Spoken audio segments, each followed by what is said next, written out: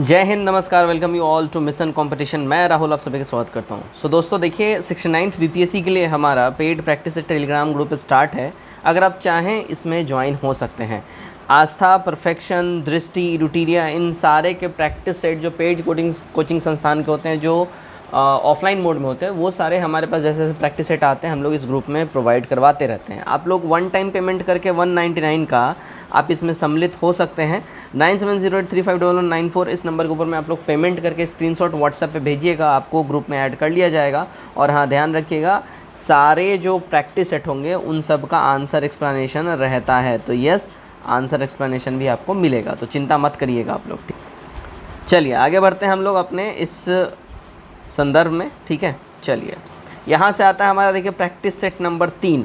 I hope आपने previous जो हमने 2 प्रैक्टिस सेट तक करवा दिया है वो देख लिया होगा। नहीं देखा है कोई बात नहीं, डिस्क्रिप्शन में लिंक दे दिया गया पूरा प्लेलिस्ट का, ही जाके देख लीजिएगा। तीनों प्रैक्टिस सेट वहाँ पे आपको इकट्ठे दिख जाएगा। चलिए स्टार्ट करते हैं। इसको आपके लिए हम करते हैं जूम, और इतना काफ़ी है भैया, है ना।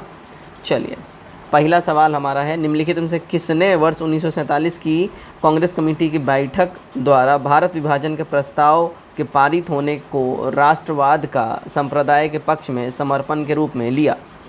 किसने लिया ये? तो देखिए डॉक्टर सैफुद्दीन किचलू ने इसको इस तरीके से लिया था।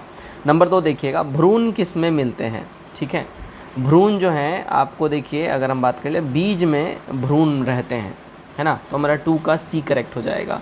इस द्विगुणित संरचना का निर्माण अंगुणित नर युग्म और एक अंगुणित मादा युग्म के द्वारा संलयन और निषेचन से बने युग्मन यानी जाइगोट से होता है।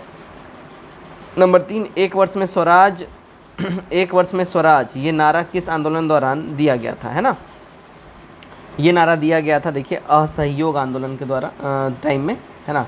असहयोग आंदोलन की अगर हम लोग बात कर ले, एक वर्ष में नारा इसमें दिया गया था और इसका शुरुआत हुआ था 1 अगस्त 1920 को। असहयोग आंदोलन, नॉन कोऑपरेशन मूवमेंट, है ना।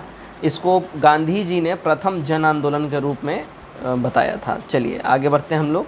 नंबर 4 देखिएगा, सुमेलित यहाँ पे आपको करना है विनोबा भावे, बाल गंगाधर तिलक, अरुणा आसिफ अली, सरोजनी नायडू। यहाँ पे देखिए करेक्ट जो हमारा हो जाएगा विनोबा भावे, जो संबंधित हो जाएंगे ये व्यक्तिगत सत्याग्रह से रिलेटेड हो जाएंगे। बाल Gangadhar Tilak home rule league से स्टार्ट इनका संबंध हो जाएगा, पुणे में इन्होंने स्टार्ट किया था। अरुणा आसिफ अली भारत छोड़ो आंदोलन से ये संबंधित हो जाएंगे। सरोजनी नायडू धरासना अभियान से रिलेटेड हो जाएंगे। ए हमारा यहाँ पे 4 का करेक्ट हो जाएगा। 5 देखिएगा, अल्फा केराटिन एक प्रोटीन है जो, तो ये एक प्रोटीन है जो त्वचा में उपस्थित रहता है, अल्फा केराटिन। ठीक है, आगे बढ़ते हैं। चलिए नंबर 6 देखिएगा, असहयोग आंदोलन डैश वायसराय के समय में आरंभ हुआ था? तो असहयोग आंदोलन जो है ये चेम्सफोर्ड के टाइम में असहयोग आंदोलन यानी कि नॉन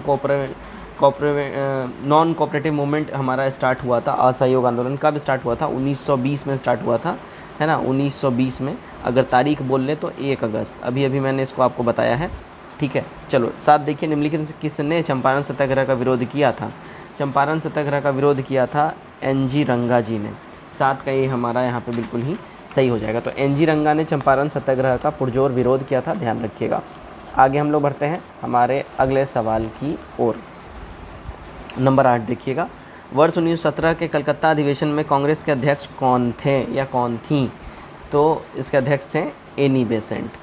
नंबर 9 देखिए, poverty and un British rule in India के लेखक कौन हैं? तो poverty and un British rule in India के लेखक हैं दादा भाई नौरोजी। सी करेक्ट हो जाएगा हमारा। नंबर 10 देखिएगा, अनुशीलन समिति क्या थी? अनुशीलन समिति की अगर हम लोग बात कर लें, है ना, अनुशीलन समिति देखिए ये एक क्रांतिकारी संगठन है, अनुशीलन समिति। क्लियर, तो 10 का ए करेक्ट हो जाएगा। नंबर 11 देखिएगा, भारत पर आक्रमण करने वाले किस ईरानी शासक डैश को ईरान का नेपोलियन कहा जाता है? तो ये ईरान का नेपोलियन जो है देखिए, नादिर शाह को ईरान का नेपोलियन कहा जाता है। ठीक है, ध्यान रखिएगा। आगे बढ़ते हैं, थाइमीन क्या है? देखिए थाइमीन की बात कर ले, ये विटामिन B1 को हम लोग बोलते हैं थाइमीन। 12 का हमारा ए यहाँ पे करेक्ट हो जाएगा। इसे फंक ने 1912 में धान के छिलके से अलग किया था और बेसिकली इसके बारे में सारी दुनिया को बताया था। फंक ने कब इसका बारे में बेसिकली बताया? 1912 में बताया था, ध्यान रखिएगा, है ना। चलिए 13 नंबर देखिएगा, क्या बोल रहा है, भारतीय स्वाधीनता संघर्ष के संबंध में घटनाओं के नीचे दिए गए कूट का प्रयोग करते हुए उनके सही कालक्रम का चयन करना है। सही कालक्रम के अनुसार अगर हम लोग बात कर लें, देखिएगा क्या हो जाएगा, गांधी इरविन समझौता, फिर हमारा भगत सिंह को फांसी, फिर भारतीय राष्ट्रीय कांग्रेस का कराची अधिवेशन और फिर द्वितीय गोलमेज सम्मेलन। तो 13 का हमारा सही कूट हो जाएगा सी वाला, ठीक है ना। चलिए आगे बढ़ते हैं, नंबर 14 देखिएगा, नंबर 14 क्या बोल रहा है, निम्नलिखित में से किसका योगदान होम रूल लीग की स्थापना में नहीं था। होम रूल लीग की स्थापना में अगर हम लोग बात कर ले, योगदान एच.एस. एलाकार्ड का नहीं था, बीजी तिलक और एनी बेसेंट, इन दोनों ने ही, एनी बेसेंट ने मद्रास में, बीजी तिलक ने पुणे में 1916 में, दोनों ने ही किया हुआ था इसका निर्माण। 15 देखिए, शरीर के डैश भाग में पित्त का निर्माण होता है, यानी बाइल का निर्माण ये होता है, देखिए यकृत में यानी कि लीवर में होता है, ठीक है। चलो 16 देखिएगा, निम्न युग्मों में से कौन सा एक कण प्रतिकण है, ठीक है, कौन सा कण एक प्रतिकण है, तो ये है देखिए इलेक्ट्रॉन पॉजिट्रॉन, ये जो है आपका कण प्रतिकण हो जाएगा। 17 देखिए, कांच पर उत्कीर्ण किया या खरोचा जा सकता है, तो ये उत्कीर्ण या खरोचा जा सकता है हीरे से और हाइड्रोफ्लोरिक एसिड से, ठीक है, सी करेक्ट हो जाएगा। 18 देखिए, सोशलिस्ट नामक समाचार पत्र का प्रकाशन सबसे पहले किसने किया था, तो सबसे पहले इसका प्रकाशन किया था श्रीपाद अमृत डांगे जी ने, बी करेक्ट हो जाएगा। नंबर 19 देखिएगा, बिहार से प्राप्त मौर्यकालीन अभिलेखों की लिपि डैश है, तो मौर्यकालीन अभिलेखों की लिपि की बात कर ले तो ये देखिए ब्राह्मी लिपि है, क्या है, ब्राह्मी, ध्यान रखिएगा। 20 देखिए, महावीर का जन्मस्थल कुंडग्राम बिहार के किस ज़िले में अवस्थित है, तो कुंडग्राम की अगर हम बात कर ले, देखिए ये आपको वैशाली में मिलेगा, कहाँ पे, वैशाली, ठीक है। आगे बढ़ते हैं, 21 देखिएगा, वह पहला मुग़ल शासक कौन था जिसके अभिलेख बिहार में मिले हैं, तो पहला मुग़ल शासक था जिसका अभिलेख बिहार में मिले वो है अकबर। 22 देखिए, बिहार में 1670-71 ईस्वी में भीषण अकाल की चर्चा किस अंग्रेज यात्री ने की थी, तो इसकी चर्चा की हम बात करें, देखिए जॉन मार्शल ने करा था, किसने किया था, जॉन मार्शल। आगे बढ़ते हैं हम लोग, अगला है हमारा देखिए 23 नंबर, उस क्षेत्र की पहचान कीजिए जहां संथालों ने 1855-56 ईस्वी में अपनी सरकार की घोषणा की थी, तो संथालों ने जो अपनी सरकार की घोषणा की थी वो देखिए भागलपुर राजमहल क्षेत्र में करी थी। 24 देखिए, बिहार से प्राप्त पहला द्विभाषीय अभिलेख किस मध्यकालीन शासक से संबंधित है, तो ये संबंधित है किससे, देखिए शेरशाह से जो है ये संबंधित है, ठीक है। आगे बढ़ते हैं, नंबर 25 देखिएगा, बिहार स्टूडेंट कॉन्फ्रेंस की स्थापना हुई थी, तो बिहार स्टूडेंट्स कॉन्फ्रेंस की स्थापना की अगर हम लोग बात कर लें, ये साल 1906 में इसकी स्थापना हुई थी, राइट, तो हमारा 25 का ए बिल्कुल ही यहाँ सही हो जाता है। नंबर 26 देखिएगा, निम्न कथनों पर विचार कीजिए तथा कूट की सहायता से सही उत्तर का चयन करना है आपको, ठीक है। सही उत्तर के चयन की अगर हम लोग बात कर लें तो देखिएगा यहाँ पे करेक्ट हमारा हो जाएगा, सबसे पहले तो देखिए नगरीय वृद्धि से तटीय क्षेत्र कंक्रीट के जंगल में बदल रहे हैं और मुंबई से अहमदाबाद के बीच देश का सबसे बड़ा बृहद नगर का निर्माण हो रहा है। महाराष्ट्र में नगरीय मिलन बस्तियों का तेज़ी से विस्तार हुआ है, तो हमारा ये सी करेक्ट हो जाएगा। 27 देखिएगा, विश्व की सबसे लंबी नदी कौन सी है, सबसे लंबी नदी विश्व की है देखिए नील रिवर, ठीक है, नील रिवर, राइट। चलिए 28, वायुमंडल में डैश गैस सर्वाधिक मात्रा में पाया जाता है, सबसे ज़्यादा पाए जाने वाला गैस है वायुमंडल में वो है नाइट्रोजन, ध्यान रखिएगा। 28 का सी हमारा यहाँ पे बिल्कुल ही सही हो जाएगा। अगर हम बात कर लें नाइट्रोजन का तो ये वायुमंडल में अपने 78.07% है नाइट्रोजन, है ना, और ऑक्सीजन की बात कर ले तो मोटा मोटी ये देखो 20.93% है, इसको आप 21 भी लिख सकते हैं अप्रॉक्स में, है ना, 21% ये लिख सकते हैं, 78% नाइट्रोजन लिख सकते हैं, तो आप ऐसे ऑक्सीजन का लिख सकते हैं। चलिए 29 देखिए, एस्कीमो कहाँ के खानाबदोश शिकारी हैं, तो एस्कीमोज़ की बात कर लें ये आपको ग्रीनलैंड में मिलेंगे, ठीक है। 30 देखिए, भारत में सबसे लंबी तटरेखा वाला प्रायद्वीपीय राज्य कौन सा है, सबसे लंबी तटरेखा वाला प्रायद्वीपीय राज्य अपना गुजरात है। चलिए 31 पे आ जाते हैं, सतलज नदी का स्रोत कहाँ से है, इसका स्रोत भैया तिब्बत से है, सतलज रिवर का स्रोत। 32, भारत के किस राज्य में साक्षरता प्रतिशत सबसे ज़्यादा है यानी मैक्सिमम है, यह आपको केरल में सबसे ज़्यादा साक्षरता प्रतिशत आपको मिलेगा। कितना वहाँ पे साक्षरता प्रतिशत है, तो 94% है साक्षरता प्रतिशत।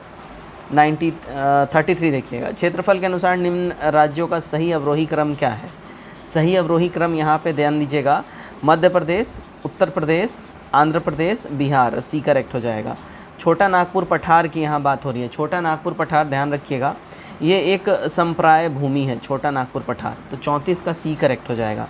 35 देखिएगा, भारत के चावल के कटोरे क्षेत्र का नाम बताइए। तो भारत का जो चावल का कटोरा है, इस क्षेत्र की अगर हम बात कर ले तो ये कृष्णा गोदावरी डेल्टा क्षेत्र जो है, इसको हम लोग बोलते हैं भारत का चावल का कटोरा। ठीक है। 36 देखिए, रिंग ऑफ फायर संबंधित है किससे। देखिए रिंग ऑफ फायर की अगर हम लोग बात कर लिए किससे संबंधित है ना, तो रिंग ऑफ फायर जो है देखिए भूकंप से रिलेटेड है, ज्वालामुखी से रिलेटेड है, और ये प्रशांत महासागर का हिस्सा है, ध्यान रखिएगा, ए करेक्ट हो जाएगा। ठीक है। 37 देखिएगा, निम्न कथनों पर आपको विचार करना है। यहाँ पे हम्बोल्ट एक शीतल धारा है, जलधारा है, ठीक है। ब्राज़ील धारा एक गर्म महासागरीय धारा है, ठीक है। और कनारी ठंडी जलधारा है और उत्तरी अटलांटिक सागर में स्थित है, ठीक है, सी करेक्ट हो जाएगा हमारा। 38 देखिएगा, भारत में मत्स्य उत्पादन का महत्वपूर्ण क्षेत्र कौन सा है। तो इसमें मत्स्य उत्पादन महत्वपूर्ण क्षेत्र अपतट में है, बी करेक्ट होगा, ठीक है। 39 देखिएगा, भैंसा सिंगी नामक जनजाति किस राज्य में पाई जाती है। भैंसा सिंगी जनजाति जो है आपको, भैंसा सिंगी जनजाति नागालैंड में भाई मिलेगा, 39 का सी करेक्ट हो जाएगा। 40 देखिए, ब्लू मून परिघटना होती है। ब्लू मून जो है ये घटना बेसिकली होती है जब एक ही महीने में 2 पूर्णिमा हो, यानी 2 फुल मून जब हो जाता है, पूरा चांद निकलता है, उसको ब्लू मून बोला जाता है। 31 देखिएगा, निम्नलिखित में से कौन सा एक यातायात संकुलित नगरों में भूरी वायु बनाने से संबंधित है। तो भूरी वायु बनाने से संबंधित जो है यहाँ पे देखिए नाइट्रोजन डाइऑक्साइड भूरी वायु बनाने से संबंधित है। 42 देखिए, बिहार में G20 आयोजन को लेकर मार्च 2023 में हुई बैठकों के लिए किस विभाग को नोडल एजेंसी बनाया गया है। तो इसको बनाया गया देखिए कला एवं संस्कृति विभाग को, ए हमारा यहाँ ठीक हो जाएगा। 43 देखिए, बिहार के ताल क्षेत्र में किस फसल की प्रधानता है। तो बिहार के ताल क्षेत्र की अगर हम लोग बात कर लें, देखिए इसमें प्रधानता आपको मिलेगी मसूर की, बी करेक्ट होगा। 44, बिहार में सबसे प्राचीन नहर प्रणाली कौन सी है। सबसे प्राचीन नहर प्रणाली बिहार में देखिए सोन नहर प्रणाली है, सोन रिवर, है ना। चलिए 45 देखिएगा, बिहार के किस ज़िले में गांधी जी पर थीम पार्क का निर्माण किया गया है। तो गांधी जी के ऊपर में थीम पार्क का निर्माण देखिए पश्चिमी चंपारण में किया गया है, 45 का सी करेक्ट हो जाएगा। 46 देखिएगा, बिहार राज्य के वनस्पति प्रदेश में कौन शामिल नहीं है।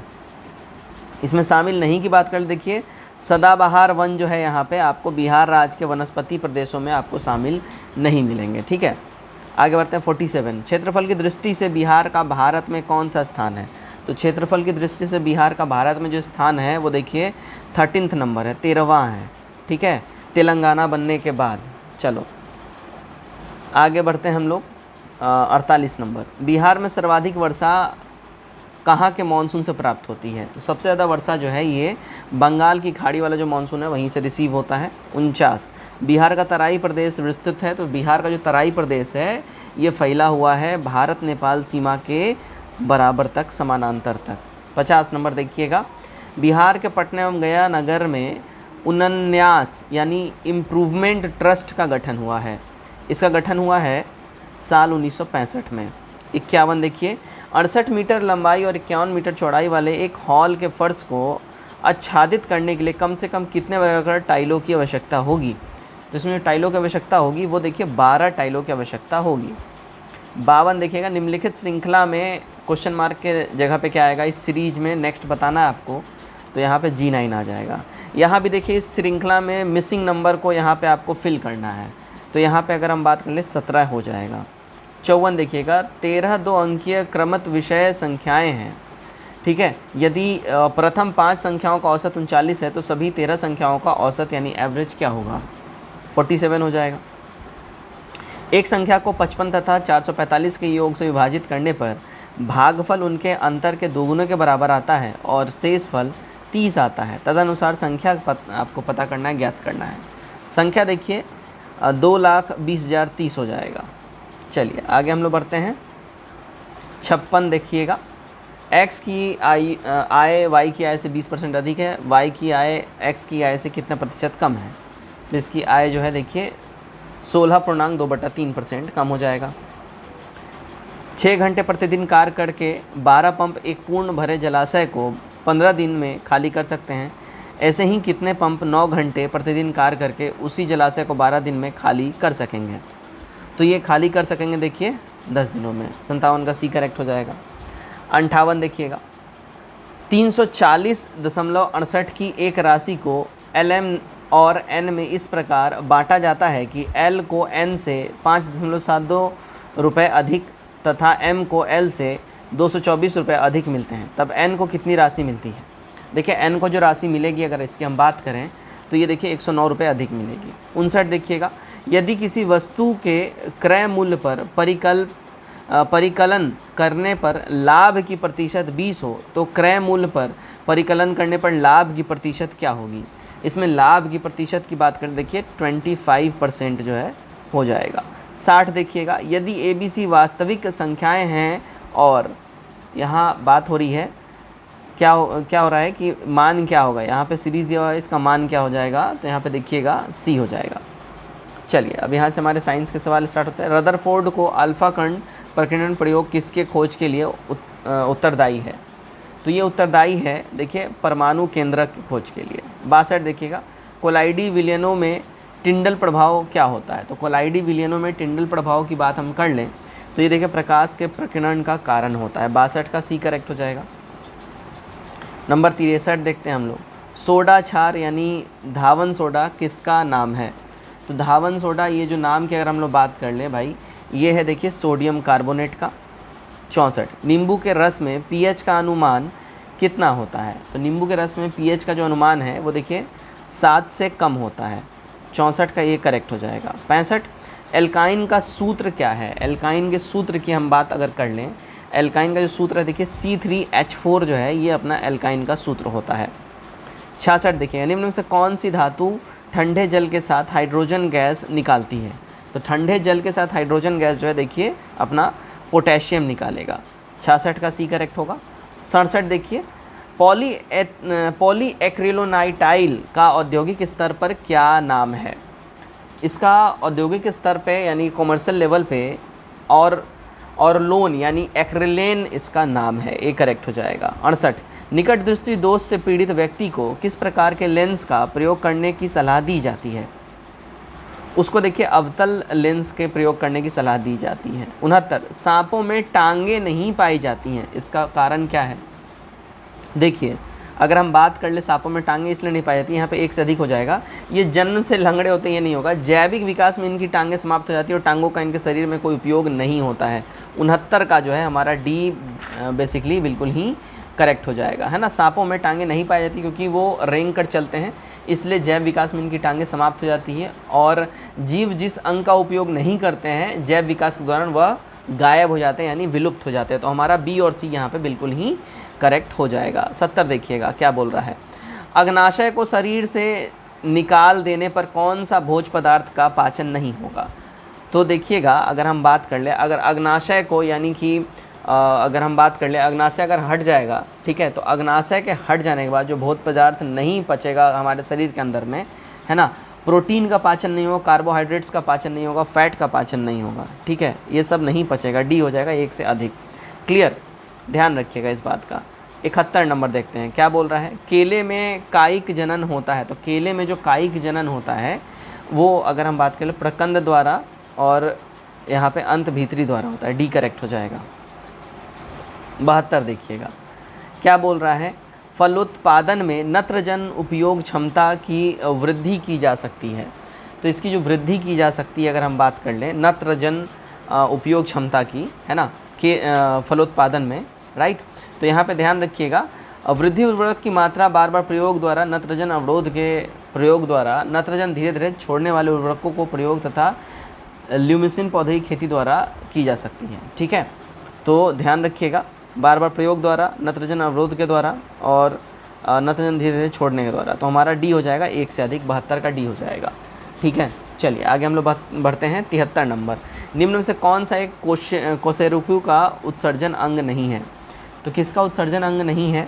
तो देखिए हेपेटोपैंक्रियाज का ये उत्सर्जन अंग नहीं है, ठीक है।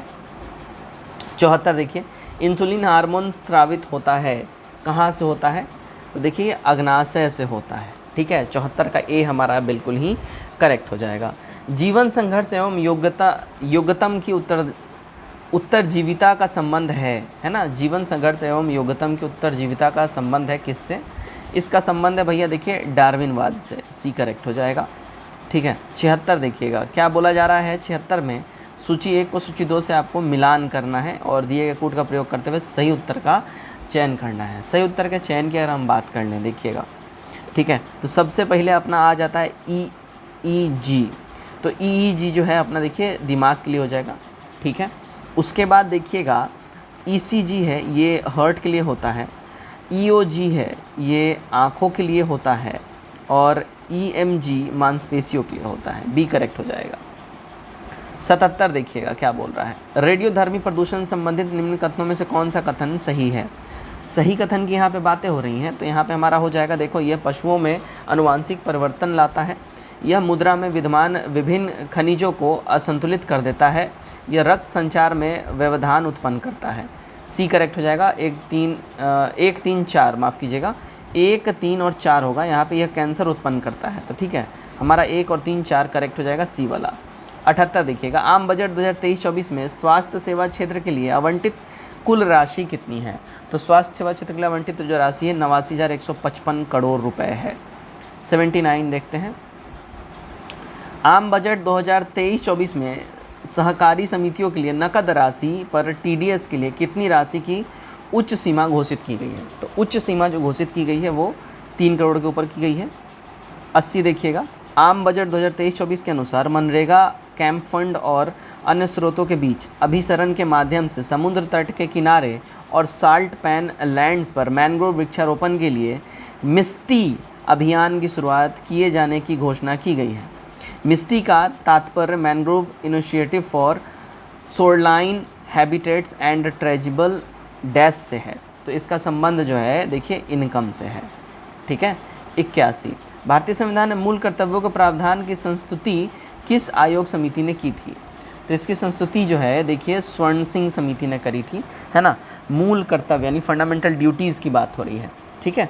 चलिए ये आपका USSR से लिया गया है, यानी कि रशिया से अभी के टाइम में, ठीक है, ये लिया गया है। चलिए 82 देखिएगा, आपात उपबंध, अच्छा इसको कहाँ पे मूल कर्तव्यों को ड्यूटीज़ को डाला गया है? तो भाग 4A में आपको ये मिलेगा और आर्टिकल 51A में मिलेगा, ठीक है। आगे बढ़ते हैं, चलिए 82, आपात उपबंध की घोषणा किस अनुच्छेद में निहित है? तो इसकी घोषणा की अगर हम बात कर लें, ये आपको आर्टिकल 352 से 360 में मिलेगा, 352, 356 और 360। 83, लोकसभा का पहला मध्यावधि चुनाव कब हुआ था? तो पहला मध्यावधि चुनाव अगर लोकसभा की अगर हम बात कर लें, ये कब हुआ था, ठीक है। तो ध्यान रखिएगा, यहाँ पे हमारा ऑप्शन नंबर ई हो जाएगा, ठीक है। लोकसभा का पहला मध्यावधि चुनाव जो है ये लगभग 1971-72 के आसपास में हुआ था, ध्यान रखिएगा। चलिए आगे बढ़ते हैं। राज्यसभा को भंग करने का अधिकार किसे प्राप्त है? तो राज्यसभा को भंग करने का जो अधिकार है किसी को भी प्राप्त नहीं है, ये परमानेंट हाउस होता है। 85, भारतीय संविधान के किस अनुच्छेद के द्वारा संसद के संयुक्त अधिवेशन का प्रावधान किया गया है?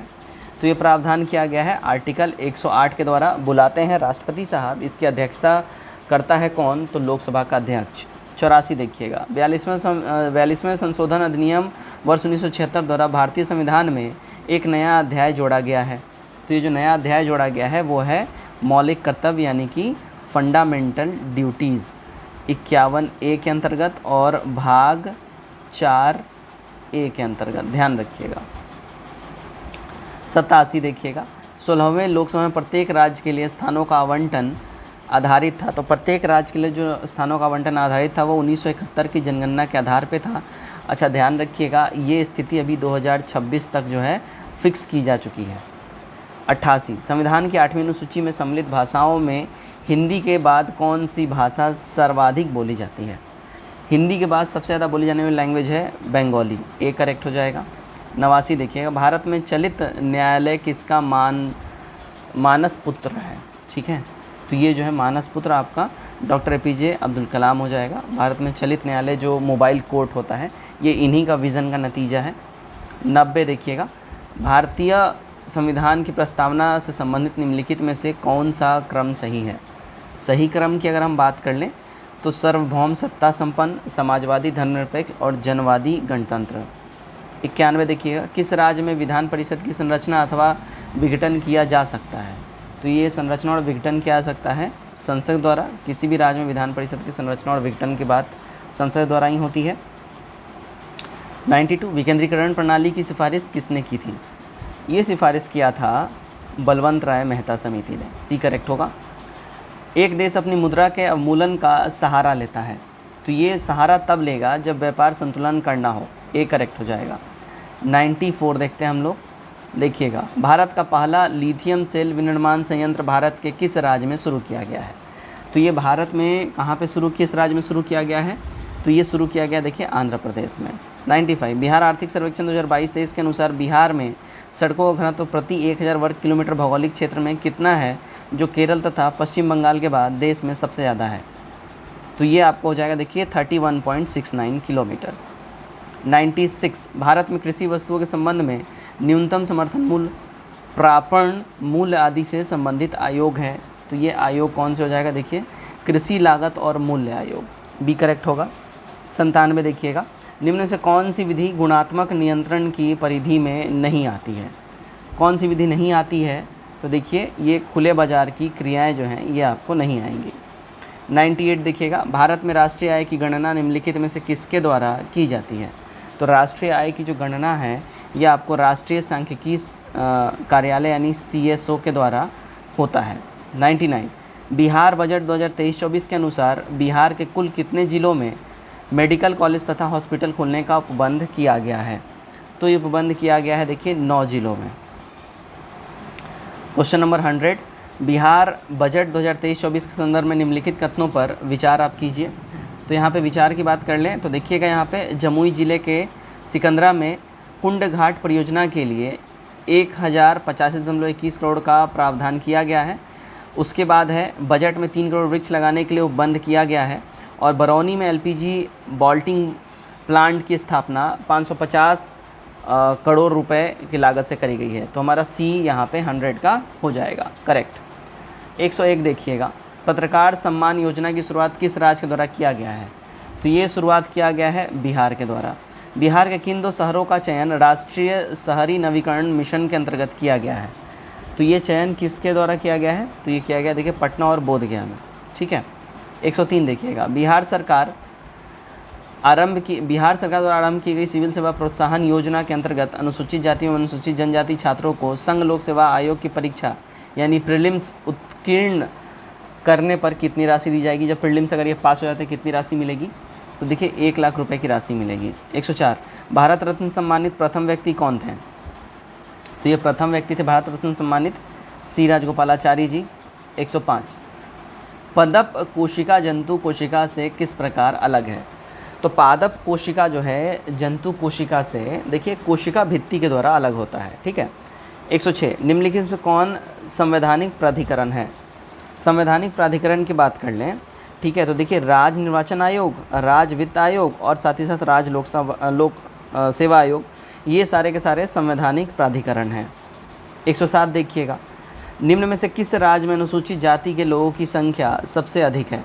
तो अनुसूचित जाति के लोगों की संख्या सबसे अधिक की अगर हम बात कर लें, ये देखिए आपके यूपी में मिलेगा। आगे बढ़ते हैं।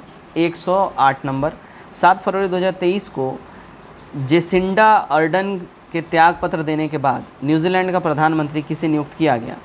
तो ये नियुक्त किया गया देखिए क्रिस हॉपकिंस को। 109, निम्न में से कौन बिहार से देश के उप प्रधानमंत्री बने थे? तो बिहार से देश के उप प्रधानमंत्री कौन बने थे? तो देखिए बाबू जगजीवन राम जी बने थे। बी करेक्ट होगा। 110 देखते हैं हम लोग। देखिएगा, बिहार केसरी के नाम से किन्हें जाना जाता है? देखिए बिहार केसरी के नाम से डॉक्टर श्री कृष्ण सिंह जी को जो है बिहार केसरी के नाम से जाना जाता है। 117, 74वें गणतंत्र दिवस समारोह 26 जनवरी 2023 में मुख्य अतिथि कौन थे? तो इसमें मुख्य अतिथि की बात कर ले, अब्देल फतह अल सीसी जो हैं इसके मुख्य अतिथि थे। तो 111 का ये करेक्ट हो जाएगा। 112 देखिए, भारतीय एक दिवसीय क्रिकेट टीम के प्रथम कप्तान कौन थे?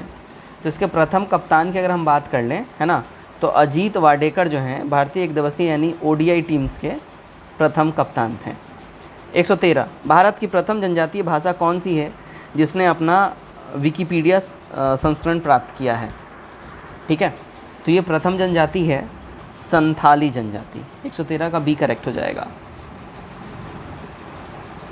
चलिए 114 देखते हैं। विश्व का प्रथम थर्मल बैटरी प्लांट कहाँ स्थापित किया गया है? ये स्थापित किया गया है देखिए अपने इंडिया के अंदर में। ठीक है, ध्यान रखिएगा। 112 भारत में लुप्त प्राय पास्चुरियन मगरमच्छों का सबसे बड़ा आवास कौन सा है? तो सबसे बड़ा आवास इनका कौन सा है? तो भीतरकर्णिका राष्ट्रीय उद्यान, ध्यान रखिएगा। 116 सॉलिसिटियल बॉडीज नामक पुस्तक के लेखक कौन थे? तो सॉलिसिटियल बॉडीज नामक पुस्तक के लेखक की बात कर लें, ये देखिए मार्गरेट एटवुड थे। 117 ई सिगरेट को किस अन्य नाम से जाना जाता है? तो ई सिगरेट को अन्य नाम से अगर जाना जाता है उसको हम लोग बोलते हैं इंडस। ठीक है, इंडस। 18 भारत द्वारा वर्ष 2023 में किस वैश्विक संगठन के शिखर सम्मेलन की मेज़बानी की गई? तो ये मेज़बानी की गई है देखिए शंघाई सहयोग संगठन। ठीक है, SCO। अनुदैर्ध्य तरंग का उदाहरण है, तो अनुदैर्ध्य तरंग का जो यहाँ पे एग्जाम्पल है बेस्ट वो है ध्वनि तरंग अपना। ठीक है, चलिए 120 देखिएगा। ऑस्ट्रेलियन ओपन टेनिस प्रतिस्पर्धा 2023 जनवरी 2023 में पुरुष एकल का खिताब यानी मेन सिंगल्स का टाइटल किसने जीता है? नोवाक जोकोविच ने जीता है। 121 खबरों में नज़र आने वाली दीपा कर्माकर का संबंध किस खेल से है? देखिए इनका संबंध जो है अगर हम बात कर लें, है ना, जिम्नास्टिक्स से। 121 का बी करेक्ट हो जाएगा। 122 देखिएगा। भारतीय क्रिकेट टीम के सदस्य ईशान किशन का संबंध बिहार के किस ज़िले से है? इनका संबंध है देखिए पटना ज़िले से इनका संबंध है। 123 बिहार के किस ज़िले में हरिश्चंद्र स्टेडियम स्थित है? तो हरिश्चंद्र स्टेडियम जो है ये आपको नवादा ज़िला में मिलेगा, हरिश्चंद्र स्टेडियम। ठीक है, आगे बढ़ते हैं। 124 देखिए world economic situation and prospects 2023 report किस संस्था ने जारी की है? तो ये रिपोर्ट जो है जारी किया देखिए संयुक्त राष्ट्र अमेरिका ने। ठीक है, USA। 125 फीफा विश्व कप 2026 का आयोजन किन देशों में संयुक्त रूप से किया जाएगा? तो 2026 में जो इसका आयोजन होने वाला है संयुक्त रूप से कनाडा, मैक्सिको और USA में किया जाएगा। 126 देखिएगा। निम्नलिखित में से किसे वर्ष 2023 में पद्म विभूषण पुरस्कार अवार्ड प्राप्त नहीं हुआ है? तो ये अवार्ड किसे प्राप्त नहीं हुआ है अगर हम बात कर लें? ठीक है, 126 का ध्यान रखिएगा। यहाँ पे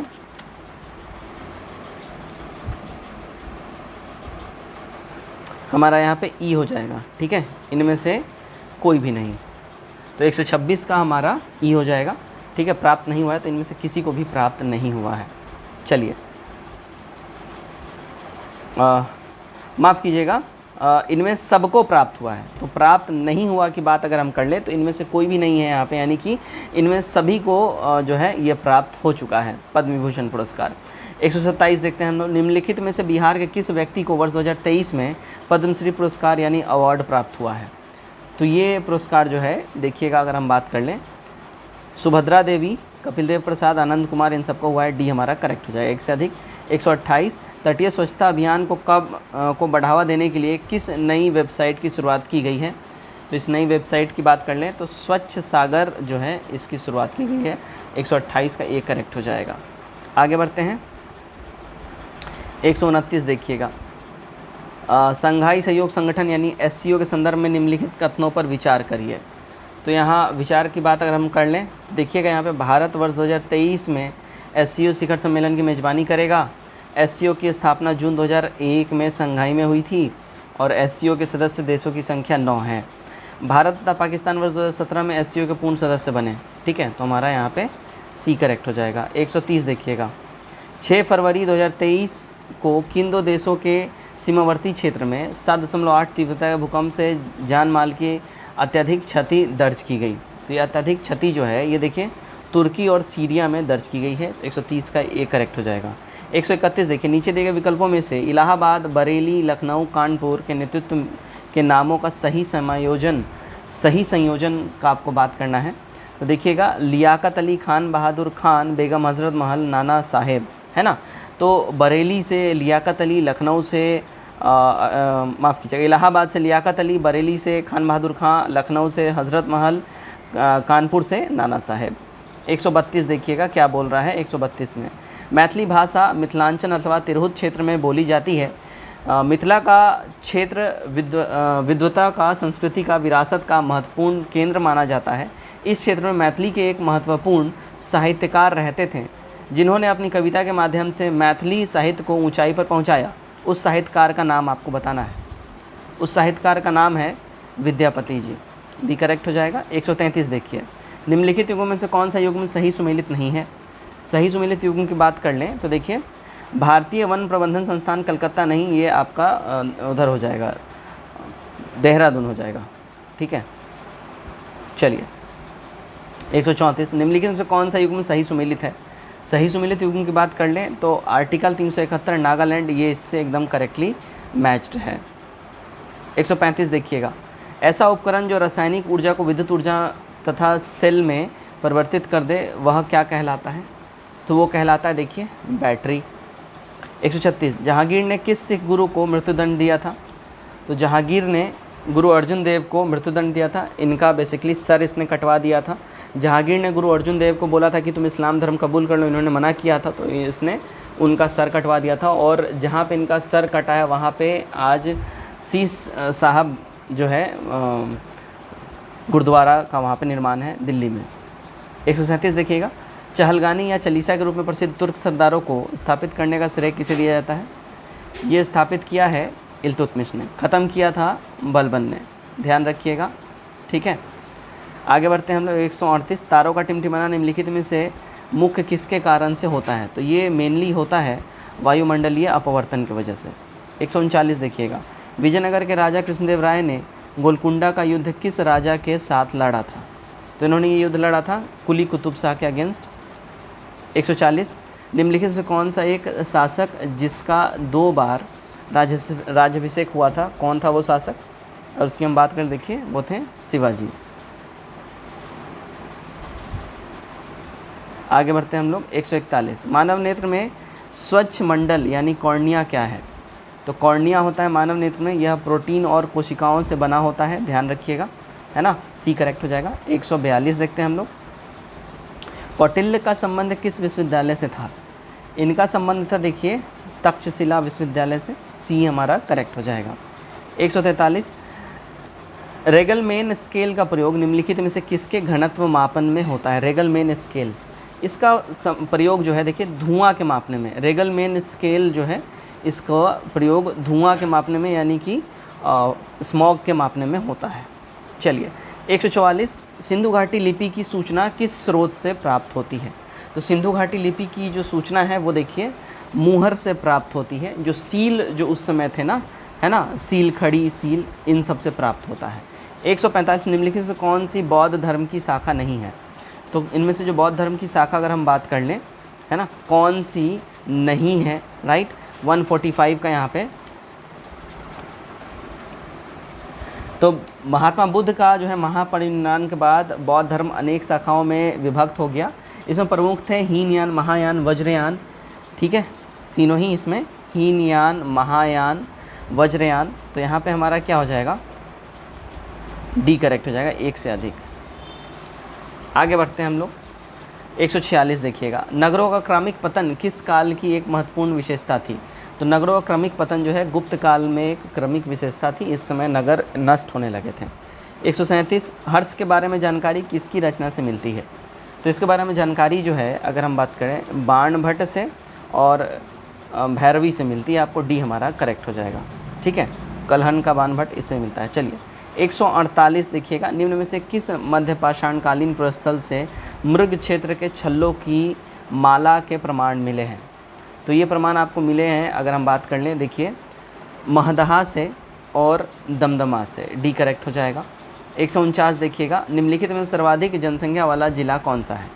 सर्वाधिक जनसंख्या वाला ज़िला अपना पटना हो जाएगा। ठीक है, ए करेक्ट हो जाएगा। आज का हमारा सेट नंबर 3 से आखिरी सवाल, अशोक ने ब्रह्मी अभिलेखों को सबसे पहले किसने पढ़ा था? ये सबसे पहले पढ़ा था देखिए जेम्स प्रिंसेप ने। तो फ्रेंड्स ये था हमारा सेट नंबर 3 और उम्मीद करता हूँ जो इसमें कट ऑफ रखा गया था 98 प्लस, आपने इसको ज़रूर टच किया होगा। कमेंट करके अपने स्कोर ज़रूर बताइए और डिस्क्रिप्शन में अरिहंत प्लेलिस्ट बना दिया गया 69 बीपीएससी प्रैक्टिस सेट का, उसको जाके आप सारे प्रैक्टिस सेट फॉलो कर सकते हैं। चलिए आज के लिए बस इतना ही, कल दोबारा मिलेंगे हम लोग एक और नए सेट के साथ। Till then take care, bye bye and God bless you all.